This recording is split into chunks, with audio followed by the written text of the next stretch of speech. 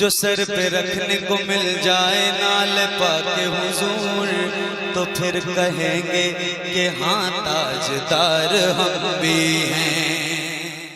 इजाजत दे दे तो मैं रईसुल कलम के सफर का एक हिस्सा अर्ज कर दूं, चूंकि दस्तगीर की बात आ गई। नवाजिश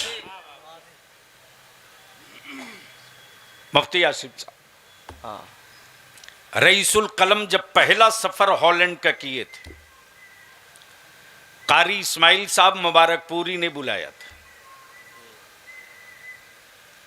यूं ही इदारे शरीया की उस जमाने में पहली मंजिल की इमारत थी, और पहले गांव और शहरों में लाइट कई घंटा रहती थी हमसे ज्यादा आप जानते हैं। चोर भी सीना ठोक करके पोल से तार काटता था जी, इसलिए कि वो भी मुतमईन होकर आरी चलाता था कि इसमें तो साल में कभी कभी आना है।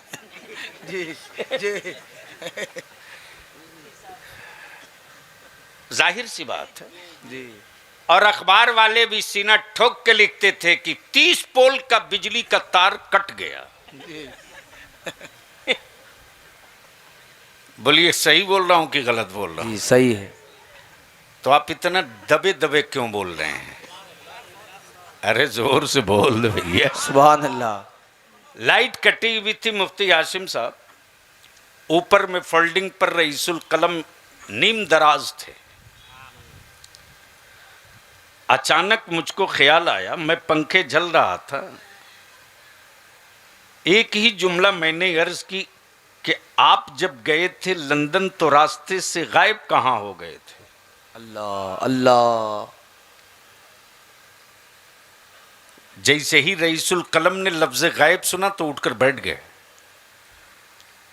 अब फरमाते, बेटा दोबारा मत कहना मैं गायब हुआ था, अल्लाह अल्लाह अल्लाह। दोबारा मत कहना। अल्लाह। फिर मैं बैठ गया। मैंने कहा फिर हुआ था क्या? फरमाए कि मुझको जाना था हॉलैंड, और वहां से मुझको हॉलैंड से जाना था सूरीनाम बोम, यानी 300 किलोमीटर दूर। हॉलैंड से 300 किलोमीटर फासले पर। उस वक्त मेरी जेब में टोटल 260 रुपये हिंदुस्तानी थे। अल्लाह अल्लाह अल्लाह। जैसे ही जहाज टकअप किया दिल्ली से, काबुल की सरहद को पार किया, वैसे ही पायलट ने अनाउंस कर दिया कि आगे चक्रवर्ती तूफान आ गया है और करीब करीब 8 से 10 घंटे रहने के इस साइक्लोन का खदशा है, इसलिए इमरजेंसी लैंडिंग बगदाद ले रहा हूं। माशाल्लाह। सुन लो, कादरी कर कादरी रख कादरियों में उठा। मैं तो अपनी मंजिल की तरफ चल पड़ा था, फिर मैं लपक कर अर्ज किया, हुजूर उसके बाद क्या हुआ? फरमाते कि जैसे ही जहाज रनवे पर तैरने लगा, रेंगने लगा, पायलट ने अनाउंस किया कि आप यात्रीगण उतरने के बाद काउंटर से संपर्क करेंगे, आपके लिए होटल में रहने का इंतजाम है, मौसम सामान्य हो जाएगा तब फ्लाइट टेकऑफ करेगी। मैंने कहा उसके बाद क्या हुआ? फरमाते, बेटा उसके बाद तो मत पूछो। जैसे ही लोग बगदाद शरीफ एयरपोर्ट पर अपना अपना सामान उठाकर काउंटर की तरफ चलने लगे, मेरे दिल में एक कसक उठी कि जिस दस्तगीर के अजमत का झंडा अरशद कादरी बनकर पूरे मुल्क में उठाया, आज उस दस्तगीर की चौखट के करीब आकर भी करीब ना हो सका। मैंने कहा फिर क्या हुआ? फरमाते कि मैं अपना झोला और अपनी टीन का बक्स लिए सीधे गेट की तरफ, यानी ब्रीफकेस और बैग लिए गेट की तरफ। मेरे पास 260 रुपये थे।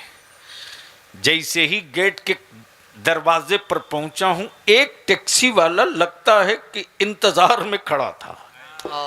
हाय हाय हाय। उस पर जैसे ही मेरी नजर पड़ी, मैंने उससे कहा कि एक बात बता दो, जबान सुना तो कहा मौलाना हिंदी। मैंने कहा हाँ। मैंने कहा फिर क्या हुआ?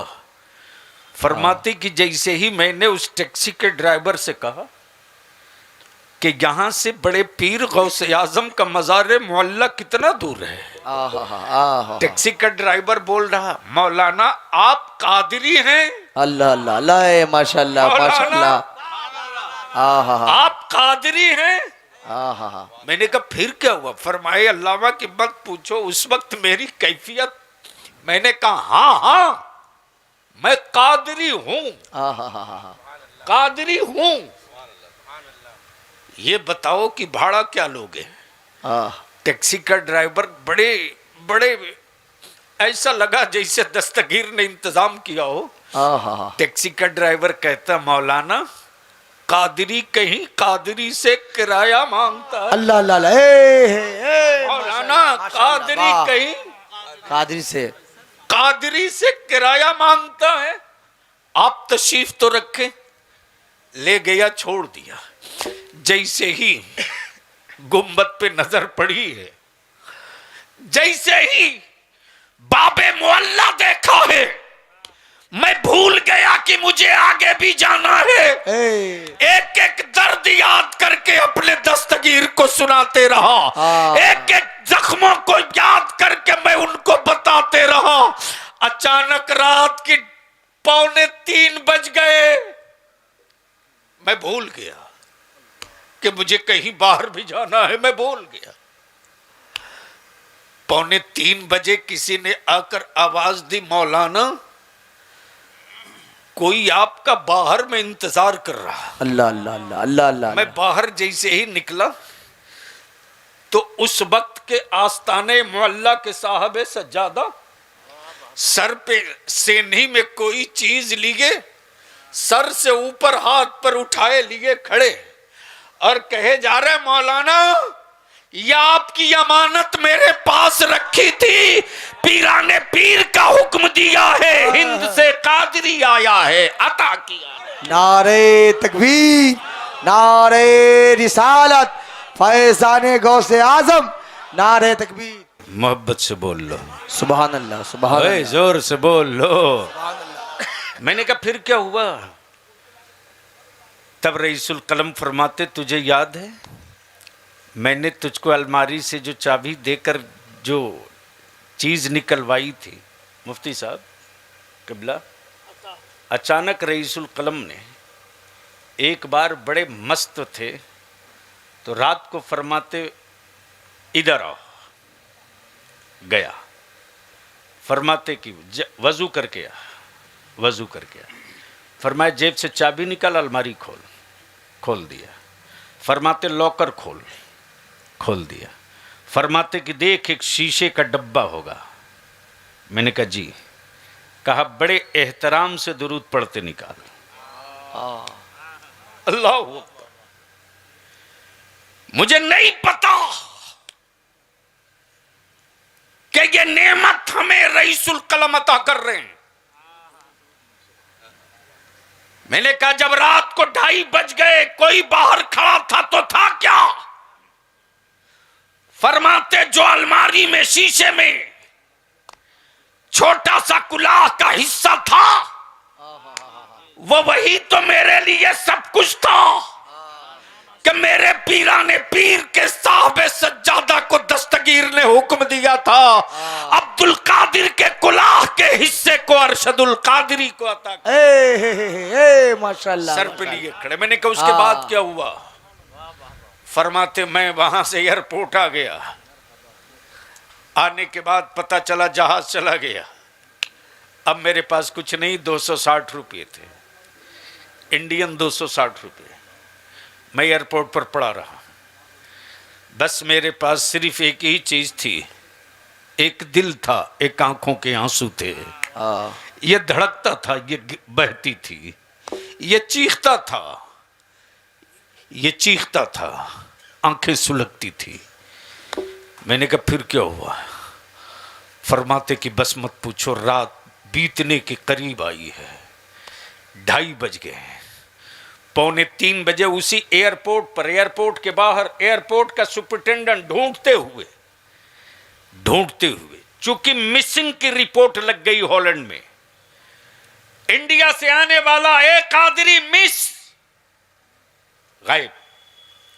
यह खबर पहुंची है बरेली शरीफ हुजूर मुफ्ती आजम के पास। यह खबर पहुंची मुबारकपुर हुजूर हाफिज मिल्लत के पास।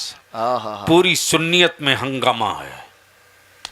उस जमाने में रईसुल कलम के बड़े भाई आसिफिया हुजूर फैजुल आरफीन रामपुर मिलक में रहते थे। वो दौर हजरत मुफ्ती साहब आपके बरेली शरीफ का था। इस तपती हुई धूप में पैदल मिलक से बरेली शरीफ हुजूर मुफ्ती आजम फतवा तहरीर फरमा रहे हैं। दोपहर का वक्त है। जैसे ही रईसुल कलम के बड़े भाई आकर बोलते, हजरत आपका अरशदुल कादरी गायब हो गया, हॉलैंड में गायब हो गया।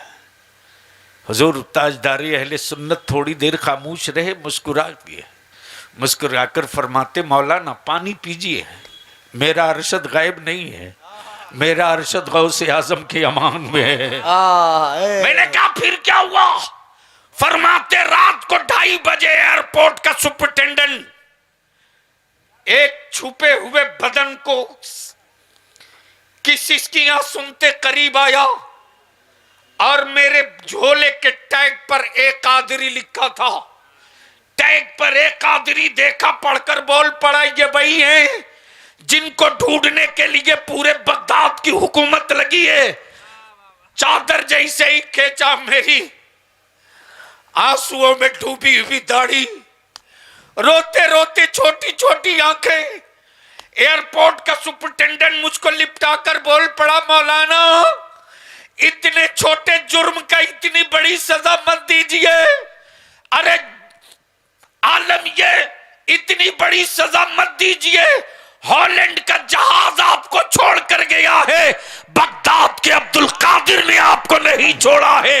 आपको हुक्म हुआ है कि बगदाद हुकूमत का मेहमान बनाया जाएगा और हुकूमत के खजाने से आपको हॉलैंड भेजा जाएगा। नारे तकबीर, नारे रिसालत, मसलके आला हजरत। कादरियों में उठा